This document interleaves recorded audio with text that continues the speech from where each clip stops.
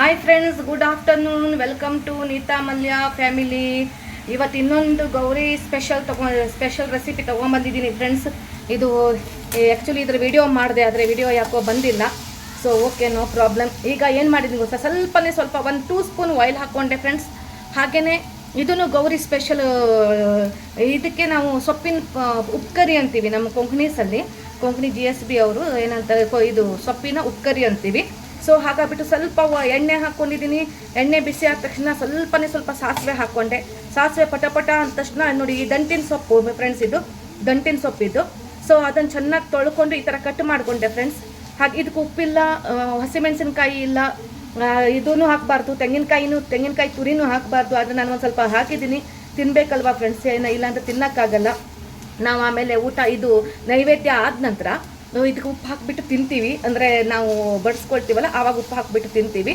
ಈಗ ನಾನು ಒಂದು ಸ್ವಲ್ಪ ಕಾಯಿ ತುರಿ ಹಾಕಿದ್ದೀನಿ. ಹಾಕಬಾರ್ದು, ಯಾಕಂದರೆ ಇದು ಬಾಣಂತಿದು ಊಟ ಅಂತಾರೆ. ಈ ನಮ್ಮ ಗೌರಿ ಬಾಣಂತಿ ಇದ್ದಾಗ ಈ ಸಪ್ಪೆ ಆದಂಥ ಖೀರಿ ಮತ್ತು ಈ ಸೊಪ್ಪಿನ ಉಪ್ಕರಿ ಮಾಡಿಕೊಡ್ತಾ ಇದ್ರು. ಸೊ ಹಾಗಾಗಿಬಿಟ್ಟು ಇದಕ್ಕೆ ಏನೂ ಇಲ್ಲ, ಆಯಿಲೂ ಇಲ್ಲ. ಆ್ಯಕ್ಚುಲಿ ಇದನ್ನು ನೀರು ಹಾಕಿಬಿಟ್ಟು ಸೊಪ್ಪು ಹಾಕಿಬಿಟ್ಟು ಬಿಸಿ ಅಂದರೆ ಇದು ಸ್ವಲ್ಪ ಏನಂತೀವಿ, ಬೆಂದಿದ ನಂತರ ಹೀಗೆ ಮಾಡಿಕೊಡ್ತಾರೆ. ಆದರೆ ಈಗ ತಿನ್ನೋಕ್ಕಾಗಲ್ಲ ಅಂತ ಫ್ರೆಂಡ್ಸ್ ಸ್ವಲ್ಪ ನೀರು ಹಾಕಿದ್ದೀನಿ. ಇದು ಬೇಯಬೇಕು. ಈಗ ಬೇಯತ್ತಿದ್ದು ಹಾಗೇನೆ ಇದನ್ನು ಮುಚ್ಚಿಡ್ತೀನಿ ನಾನು, ಸ್ವಲ್ಪ ಬೇಯಲಿ ಅಂತ. ನೋಡಿ ಫ್ರೆಂಡ್ಸ್, ಸೊಪ್ಪಿನ ಉಪ್ಕರಿ ರೆಡಿ ಆಗ್ತಾ ಇದೆ. ಉಪ್ಕರಿ ಪಲ್ಯ ಅನ್ನಲ್ಲ, ಇದಕ್ಕೆ ಸೊಪ್ಪಿನ ಉಪ್ಕರಿ ಅಂತೀವಿ. ಸೊ ರೆಡಿ ಆಗ್ತಾ ಇದೆ. ಇನ್ನು ಸ್ವಲ್ಪ ಬೇಯಬೇಕು ಫ್ರೆಂಡ್ಸ್, ಇದು ಚೆನ್ನಾಗಿ ಬೇಯಲಿ. ಇನ್ನೊಂದು ನೋಡಿ ಫ್ರೆಂಡ್ಸ್, ಸೊಪ್ಪಿನ ಉಪ್ಕರಿ ರೆಡಿ ಆಗಿದೆ ನೋಡಿ.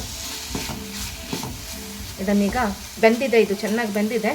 ಇದನ್ನು ಆಫ್ ಮಾಡ್ತೀನಿ ಈಗ ನೋಡಿ, ಆಫ್ ಮಾಡಿದ್ದೀನಿ. Thank you for watching. Like, share, subscribe.